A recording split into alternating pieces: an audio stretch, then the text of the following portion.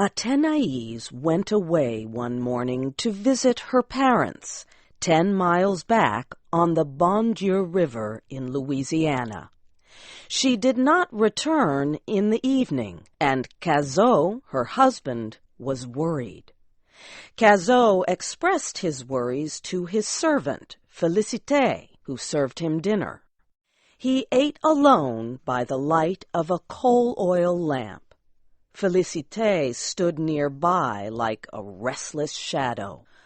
"Only married 2 months, and she has her head turned already to leave? It is not right," she said. Cazot shrugged his shoulders.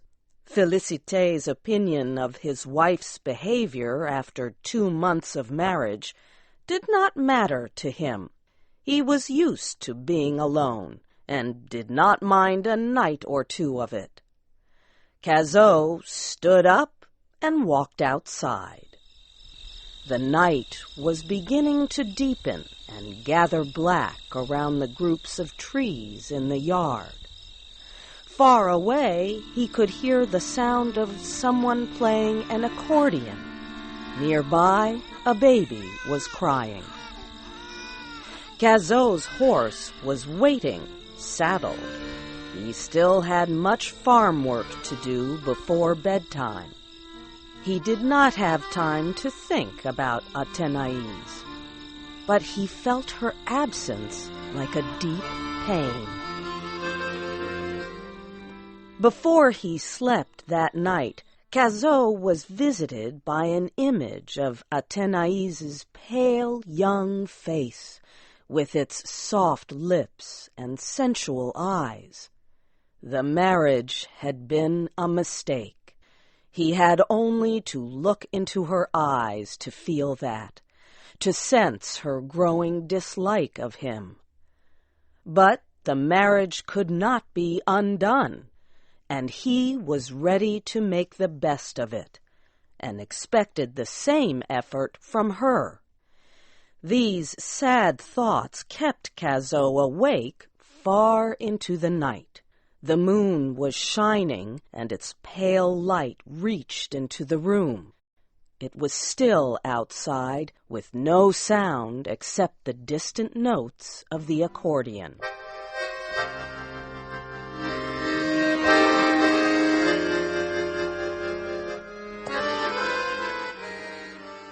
Athenaise did not return the next day, although her husband sent a message to do so through her brother, Monteclin.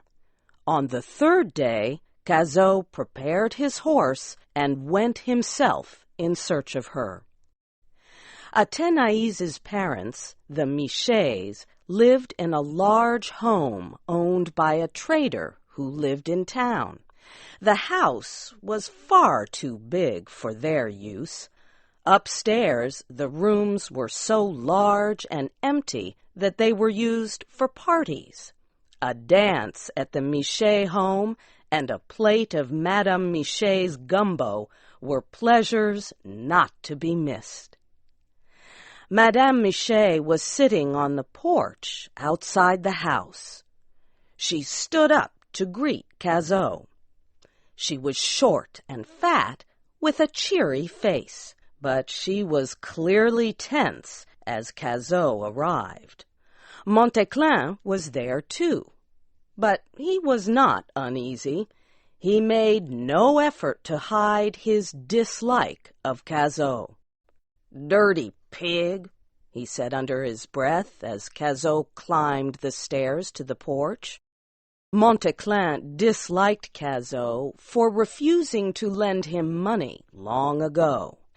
Now that this man was his sister's husband, he disliked him even more. Michet and his oldest son were away. They both respected Cazot and talked highly of him. Cazot shook hands with Madame Michet, who offered him a chair. Athenaise had shut herself in her room. "You know, nothing would do last night," Madame Michet said.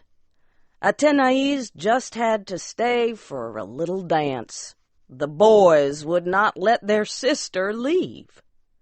Cazot shrugged his shoulders to show he knew nothing about last night. "Didn't Monteclin tell you we were going to keep Athenaise?" she asked. But Monteclin had told him nothing. "And how about the night before?" asked Cazot. "And last night? Do you have dances every night?" Madame Michel laughed and told her son to go tell Athenaise her husband had arrived. Monteclin did not move. "You know as well as I do that it is no use to tell Athenaise anything," said Monteclin.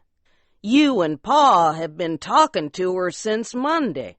When Athenaise said she was not returning to Cazot, she meant it." 2 fiery red spots rose to Cazot's cheeks. What Monteclin said was true. Upon arriving home, Athenaise had announced she was there to stay. It was difficult for her to understand why she had married. Girls were just expected to get married. And she did like Cazot. Monteclin had asked Athenaise to explain herself. He had asked her if Cazot abused her, or if he drank too much. "No," Athenaise had said, "it is just being married that I hate.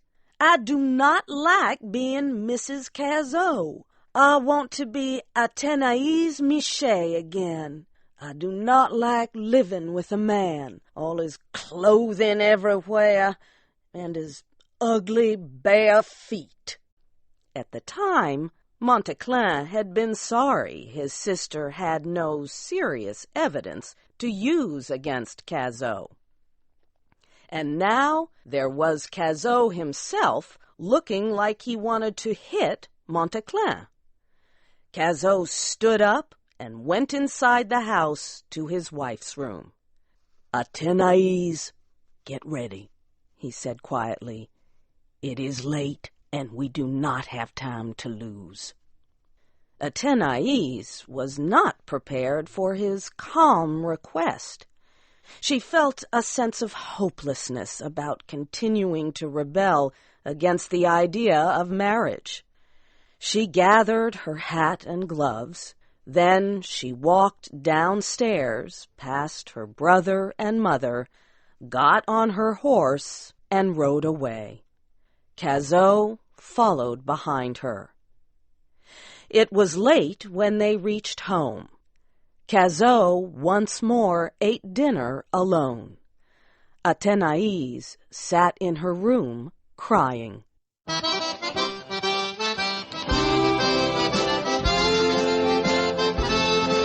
Athenaise's parents had hoped that marriage would bring a sense of responsibility so deeply lacking in her character.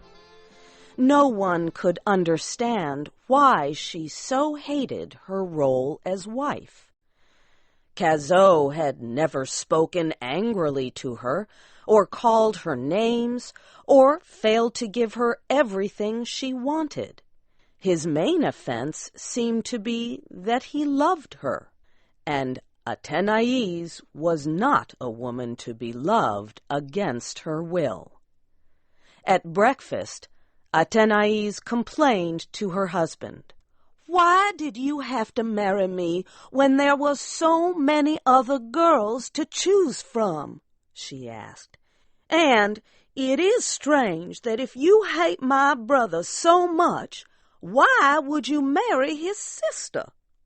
"I do not know what any of them have to do with it," Cazot said. "I married you because I loved you. I guess I was fool to think I could make you happy. I do not know what else to do but make the best of a bad deal and shake hands over it." It now seemed to Athenaise that her brother was the only friend left to her in the world. Her parents had turned from her, and her friends laughed at her.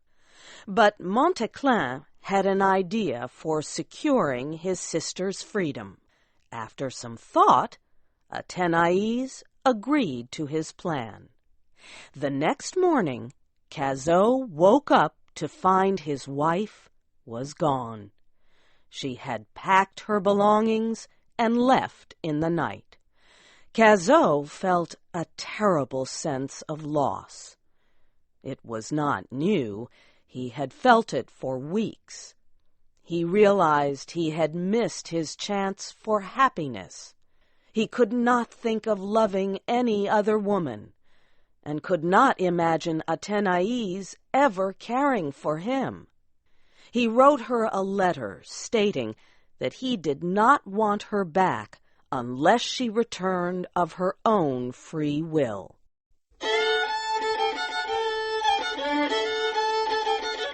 Athenaise had escaped to the big city of New Orleans. She was staying at a private hotel that Montéclin had chosen and paid to rent for a month.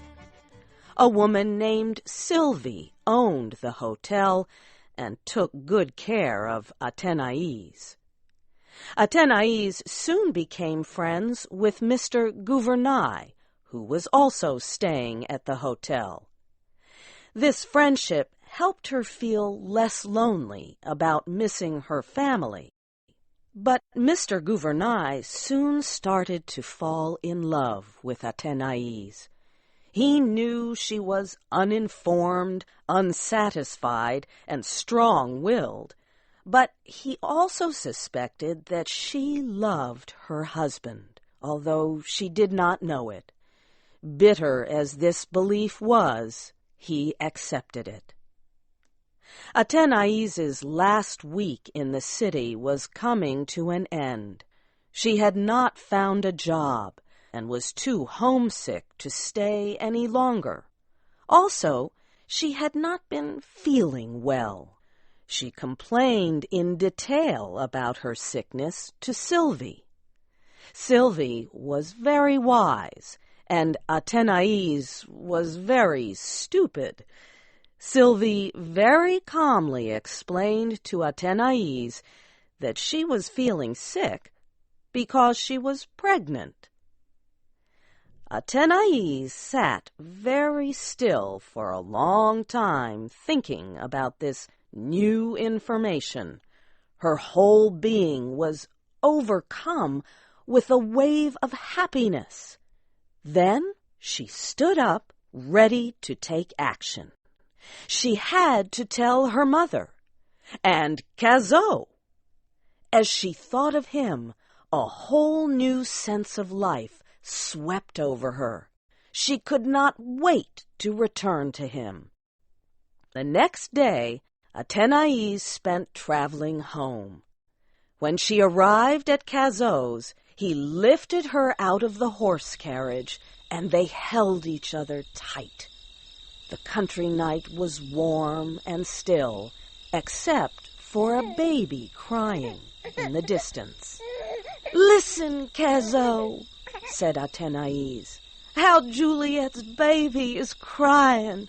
Poor darling. I wonder what is the matter with it."